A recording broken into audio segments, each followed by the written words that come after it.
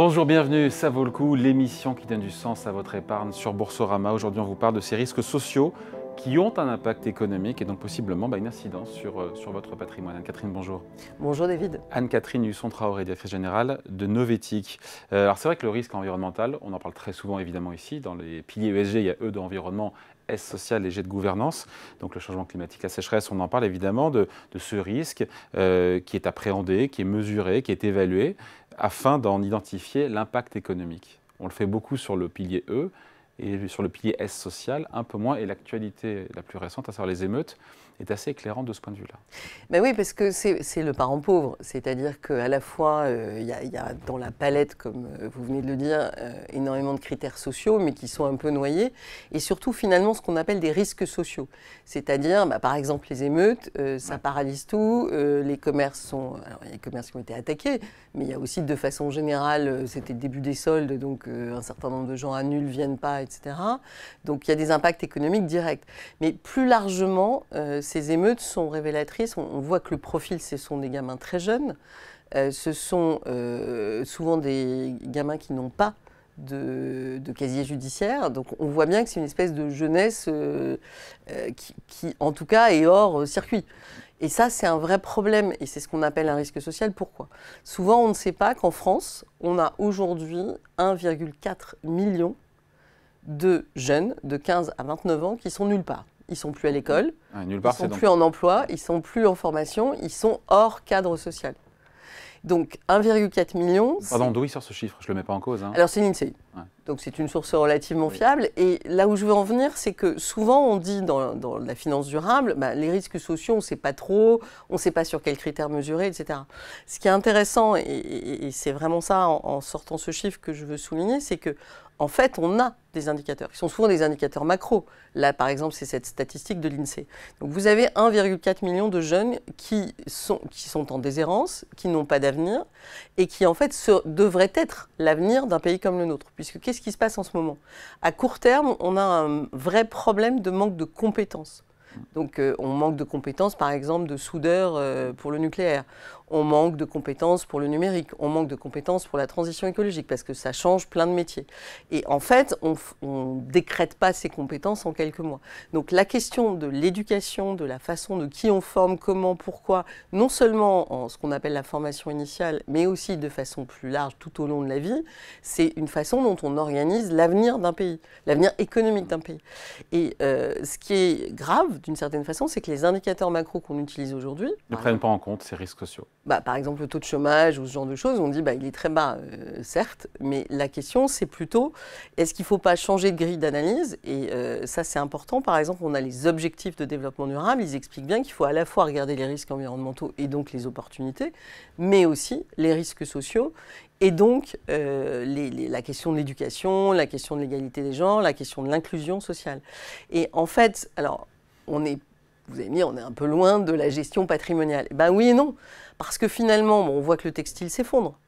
On voit qu'un certain nombre de métiers... Et donc, quel rapport avec le textile, pardon? Alors, il y a un rapport avec le textile. Il s'effondre, oui, effectivement. Il y a ce que je veux dire par là, c'est que pour des raisons qui sont souvent complexes et qui sont un cocktail de raisons.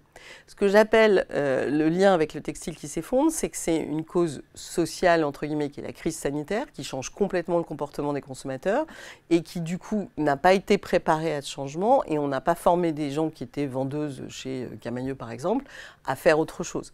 Donc, on voit bien comment... En fait, sur un certain nombre de métiers en tension de recrutement ou en tension de modèle qui doivent se transformer, qui doivent s'adapter au numérique, l'indicateur de quels sont les jeunes qui viennent prendre la relève, est-ce qu'ils sont formés, est-ce qu'ils sont éduqués, est-ce qu'ils sont formés sur les compétences dont on a besoin dans le futur, et les compétences durables en font partie. Ça, c'est des points importants, surtout si un investisseur de long terme.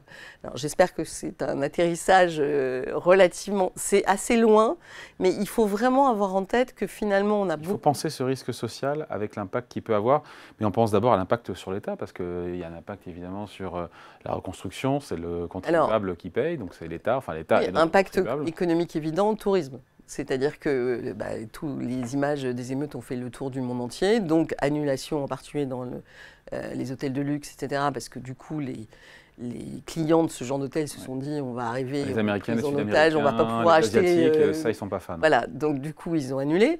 Mais je rappelle aussi qu'on est sur des enjeux extrêmement importants avec la Coupe du Monde de rugby ou avec les JO. Donc le risque social dans la notation d'un État, et par exemple, vous avez des grilles de notation des États sur les objectifs de développement durable. Et là, la France est beaucoup moins bien notée que sur les indicateurs économiques classiques. Et vous avez aujourd'hui, par exemple, on a beaucoup parlé de la notation financière de l'État français, la question sociale devient très importante dans cette notation financière. Tandis que le social, le pilier Est, le ESG, c'est un peu le parent pauvre, justement, de l'ESG. Quand on se focalise essentiellement sur l'environnement, c'est très bien, le climat, le réchauffement climatique, comment éviter le pire. Et en même temps, ce risque social, aujourd'hui, il est mal mesuré dans la sphère financière.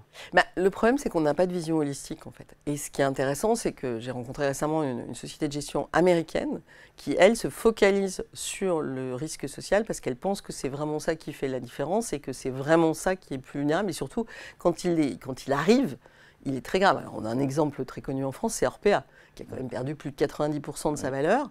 Et en fait, ce qu'il faut avoir en tête, et c'est ça qui est intéressant... Les maisons de retraite, évidemment, Orpea. Oui, alors, ce qui est intéressant d'un point de vue investisseur, épargnant, c'est l'idée que Orpea était dans beaucoup de fonds durables. Pourquoi? Parce que son activité, c'était de s'occuper des personnes âgées, et a priori, c'était un métier social. Et en fait, ce qu'Orpea nous a appris, c'est que finalement, quand on veut regarder des critères sociaux en tant qu'investisseur qui s'intéresse aux questions durables, il faut regarder les conditions d'exercice de l'activité. Ouais. Et donc là, on a deux cas très emblématiques d'un point de vue financier. Orpea à moins 90% et tout ce qui s'ensuit derrière. Et puis Téléperformance, c'est-à-dire en novembre dernier, qui est en fait un opérateur, c'est eux qui font la modération de beaucoup de plateformes, dont TikTok, etc. Et ils ont 10% de leurs effectifs qui sont en Colombie. Ouais. Et les Colombiens font la modération de TikTok et ils disent qu'ils voient ce qu'il y a de plus horrible dans le monde et que donc, ils ont des conditions de travail très difficiles, des problèmes de santé mentale, etc. Et Téléperformance s'en est lavé les mains dans un premier temps. Et donc, le ministre colombien a demandé une enquête et Téléperformance a perdu 45% de sa valeur ce jour-là. Donc, on voit... ce risque social... Il se matérialise en fait. Et il peut avoir un impact à la fois sur le chiffre d'affaires de l'entreprise, sur l'image de l'entreprise, donc sur le cours boursier in fine. Oui, c'est pour ça que c'est intéressant qu'on en parle aujourd'hui, parce que tous les yeux sont braqués sur le changement climatique qui reste très abstrait, sur des données environnementales qu'on a bien du mal à consolider, par exemple sur la biodiversité.